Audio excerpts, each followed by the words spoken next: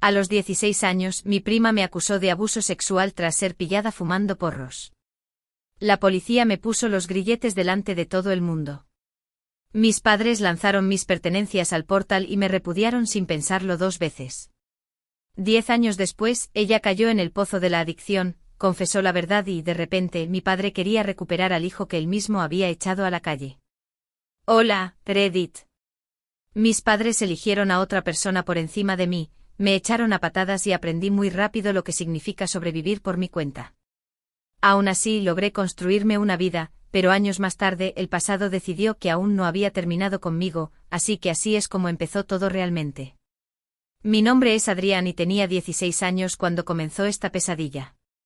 Vivía en casa con mis padres, Javier y Elena, en un barrio tranquilo de las afueras donde nunca pasaba nada interesante. Todavía no tenía trabajo, seguía en el instituto haciendo la rutina normal de cualquier adolescente, ir a clase, volver a casa, encerrarme en mi cuarto a jugar a la consola o quedar con mi amigo Mario, ese era básicamente todo mi mundo. Mi prima Lucía también vivía con nosotros, tenía 15 años y llevaba en nuestra casa desde que tengo memoria porque sus padres murieron cuando ella era pequeña. Su padre era el hermano de mi padre y su madre era la hermana de mi madre, el mismo apellido por ambas partes, la misma sangre y la misma tragedia. Después de aquello ni siquiera hubo una discusión, Lucía se vino a vivir con nosotros y punto. Desde fuera, la gente probablemente pensaba que era un gesto noble, la familia haciéndose cargo de lo correcto, pero dentro de la casa la sensación era de pesadez, como si todo tuviera que manejarse con pinzas constantemente.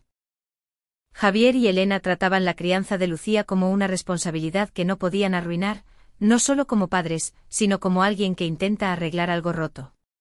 Siempre estaban preocupados por decir algo inapropiado, por no presionarla demasiado o por no hacerla sentir rechazada.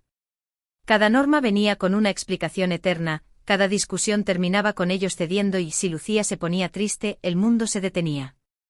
Aprendí pronto que la forma más fácil de mantener la paz era no estorbar. Lucía y yo nunca fuimos cercanos, ni un poco, no nos peleábamos a gritos ni nada dramático, simplemente existíamos en el mismo espacio, en habitaciones diferentes y vidas distintas. Ella tenía sus amigos y sus líos, y yo me mantenía en mi carril, nunca salía con ella ni le escribía mensajes, de hecho, la evitaba porque estar en la misma habitación siempre resultaba incómodo. Javier y Elena vigilaban cada movimiento mío cuando estaba cerca de ella, al principio no era obvio, pero con el tiempo se volvió descarado. Si Lucía estaba en la cocina, mi madre aparecía de repente, si yo pasaba por delante de su cuarto, mi padre me preguntaba qué estaba haciendo. Eran detalles pequeños, nada directo, pero sí una vigilancia constante. No le di importancia entonces, pensaba que eran protectores por la situación, pero aún así cambió el ambiente de la casa. Dejé de invitar a amigos y pasaba más tiempo en mi cuarto, mi espacio personal con la puerta cerrada, los cascos puestos y el mando en las manos. Ahí es donde entraba Mario, mi mejor amigo desde primaria, venía siempre porque su casa era un caos de ruido y la mía era silenciosa. Se conocía mi cuarto mejor que yo y no le importaba la tensión ambiental, simplemente llegaba, soltaba la mochila y preguntaba a qué íbamos a jugar. Mario nunca trató a Lucía como alguien especial, apenas la notaba, le daba un saludo rápido si se cruzaban y ya está, y solo por eso estar con él me hacía sentir normal.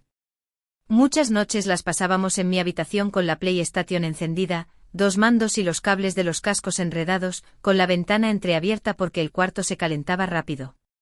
Jugábamos a muchas cosas, pero el Black Ops 3 era el rey en ese momento, partidas multijugador, gritando a la pantalla, cabreándonos 5 segundos y luego riéndonos. Esas noches el resto del mundo no existía.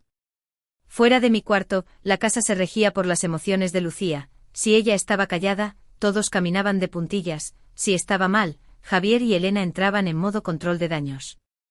A veces oía a través de las paredes las voces bajas de mi madre consolándola, y a mi padre diciendo cosas como que todo estaba bien y que aquí estaba segura.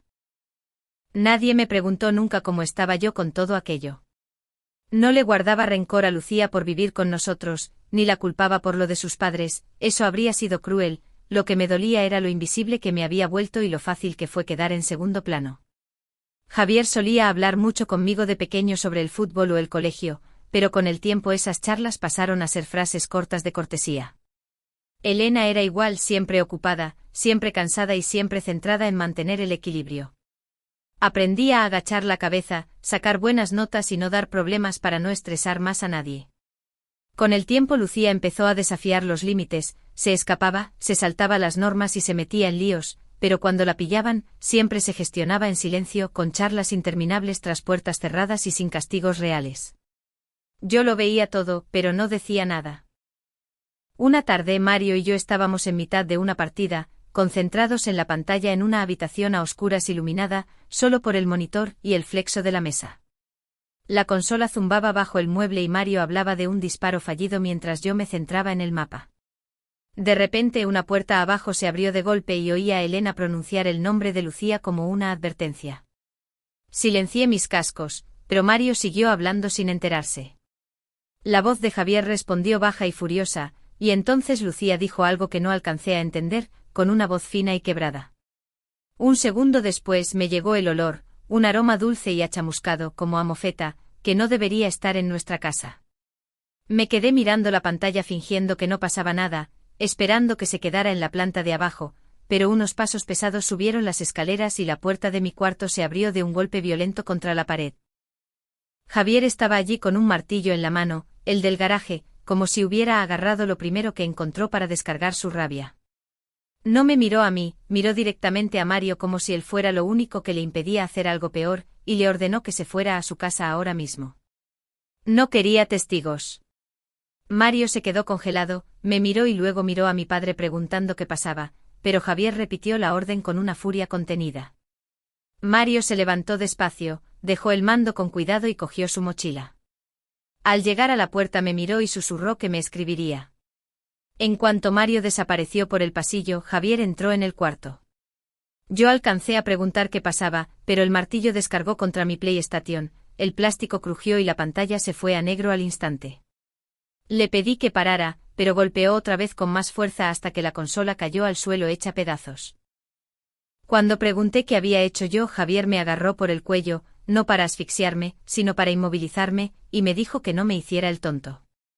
Me arrastró fuera de la habitación mientras mis pies resbalaban y mi hombro golpeaba el marco de la puerta. Intenté soltarme por puro instinto diciendo que no sabía de qué hablaba, pero no respondió. Bajamos las escaleras rápido, tropecé y me golpeé la cabeza con la barandilla. Al llegar al salón, el corazón me iba a 1000 por hora. Elena estaba en el sofá llorando con una bolsita de plástico en el puño, como si no supiera si esconderla o tirarla. Lucía estaba a su lado temblando con la cara roja y los ojos hinchados. Javier me empujó hacia adelante y me gritó que la mirara, que mirara lo que había hecho. Yo repetí que no había hecho nada, pero Elena me miró como si fuera un extraño y me pidió que parara. No entendía nada, estaba totalmente perdido, hasta que Javier me preguntó que desde cuándo duraba aquello. Lucía levantó la cabeza desde el hombro de mi madre y, con el dedo temblando, me señaló directamente mientras decía que yo la había tocado. El salón se quedó en un silencio sepulcral. Me quedé helado balbuceando que no era verdad, pero ella insistió con voz quebrada diciendo que le había hecho cosas y que tenía miedo. Intenté jurar que era mentira, que ni siquiera pasaba tiempo con ella, pero Elena se puso delante de Lucía gritándome que no me atreviera a decirle ni una palabra más. Lucía añadió que había pasado más de una vez. Miré a mis padres suplicando, diciendo que esto no era real, pero Elena cogió el teléfono para llamar a la policía. Javier dijo que tenían que escuchar esto y yo me desplomé en el suelo porque las piernas me fallaron. La espera fue eterna y corta a la vez. Elena echaba ambientador por la casa compulsivamente, Javier caminaba de un lado a otro y Lucía lloraba bajito. Nadie me miraba. Cuando llegó la policía, todo cambió de escala. Nos separaron inmediatamente, un agente se quedó conmigo en la entrada mientras otro hablaba con mis padres. No oía lo que decía Lucía, pero veía sus manos temblar. Un agente se acercó y me dijo que tenía que acompañarlos a comisaría. Cuando sacó las esposas pregunté por qué y me contestó con voz monótona que era por la seguridad de todos. Me esposaron, no muy fuerte, pero el metal estaba frío. Fuera, las luces de las patrullas parpadeaban contra la fachada y los vecinos observaban desde sus portales fingiendo que no miraban. El viaje fue silencioso. En la comisaría me metieron en una sala pequeña con luces fluorescentes que hacían que todo pareciera un sueño distorsionado. Mis padres se negaron a estar presentes. Me hicieron las mismas preguntas una y otra vez. ¿La tocaste? ¿Cuándo pasó? ¿Cuántas veces? Respondí no, y nunca hasta cansarme. Me preguntaron por qué ella diría algo así, y les dije que no lo sabía, que apenas hablábamos. Me interrogaron sobre fechas, habitaciones y quién estaba en casa. Pasaron horas y finalmente me dijeron que por esa noche habíamos terminado. Pregunté si volvía a casa y me dijeron que sí, de momento, pero las palabras no me dieron consuelo. Me trajeron de vuelta justo antes del amanecer en un silencio absoluto. Cuando el coche paró frente a mi casa, vi la luz del portal encendida y lo primero que noté fue mi ropa. Estaba toda amontonada cerca de los escalones, de cualquier manera, como si hubieran vaciado mi cuarto a toda prisa, mi mochila, sudaderas, zapatos sueltos, el cesto de la ropa sucia y mi carpeta del instituto doblada. Mi vieja chaqueta colgaba a medias del montón, arrastrándose por el cemento. Me bajé del coche seguido por el agente y subí los escalones sintiendo que cada uno pesaba más que el anterior. Intenté abrir, pero estaba echada la llave. Llamé una vez y luego otra más fuerte. Tras unos segundos, la puerta se abrió solo un poco con la cadena puesta. Pude ver el pasillo, el cuadro de la pared, todo parecía normal, pero Javier estaba al otro lado con Elena detrás. El policía intervino diciendo que yo era menor y preguntando si se negaban a dejarme entrar. Javier no dudó y dijo que sí, que esta ya no era mi casa, mientras Elena evitaba mirarme a los ojos. Se me cerró la garganta, pero Javier se puso firme diciendo que no podía volver. El agente, viendo que no había nada que hacer, me dijo que tendría que documentarlo y hacer llamadas, pero yo me acerqué al hueco de la puerta gritando que no había hecho nada, que ni siquiera me habían escuchado. Elena, con los ojos rojos y voz gélida, solo me dijo que cogiera mis cosas y me fuera. Javier cerró la puerta, corrió el cerrojo y oí el clic final. Me quedé allí esperando que alguien dijera que era una broma o algo temporal, pero no pasó nada. El policía me ofreció una tarjeta de un centro de acogida, pero no la acepté. Fui al montón de ropa y cargué todo en mi coche en varios viajes. La última prenda fue mi chaqueta, que tenía una manga rota que no recordaba. Cuando el maletero estuvo lleno, miré la casa por última vez, el lugar donde había vivido toda mi vida, y me fui no porque estuviera listo, sino porque no tenía otro sitio donde estar. Conduje sin rumbo mientras amanecía hasta que aparqué en un descampado y apagué el motor. El silencio era ensordecedor. Recibí un mensaje de Mario preguntando si estaba bien, pero no supe qué responder. Recliné el asiento lo que pude y me quedé mirando el techo del coche hasta que me ardieron los ojos.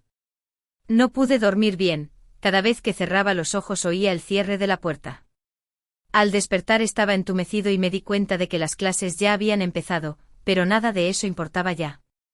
Pasé el segundo día conduciendo para no pensar, lavándome la cara en gasolineras y evitando mirarme al espejo. Al caer la noche busqué una calle con más coches aparcados para pasar desapercibido, usando mi chaqueta como almohada. Esa fue la primera noche de mi vida en la que nadie sabía dónde estaba ni nadie me esperaba. Todo se había desmoronado en menos de 48 horas. La segunda noche en el coche fue peor, me dolía todo el cuerpo y la batería del móvil estaba bajo mínimos. Por la mañana, decidí que no podía seguir así. Aparqué cerca de una zona comercial y vi una cafetería pequeña y algo vieja con un cartel en la ventana que decía que necesitaban ayuda. Entré y el olor a café y pan recién hecho me golpeó. El dueño, Julián, me miró de arriba a abajo, yo esperaba un no, pero me preguntó mi edad. Le dije la verdad y tras un suspiro, me dijo que podía ayudar ese día para ver qué tal. Trabajé como si mi vida dependiera de ello porque así era, limpié mesas, saqué basura y fregué platos sin decir una palabra. Al acabar el turno, Julián me dio algo de dinero en efectivo y me dijo que volviera al día siguiente. Tener un sitio a donde ir al despertar cambió mi mentalidad. Las semanas siguientes fueron una rutina de trabajo y coche, hasta que un cliente habitual mencionó una habitación de alquiler sobre un garaje, pequeña y sin contrato. Me mudé allí mismo, era solo una cama y un baño, pero tenía llave y podía dormir estirado.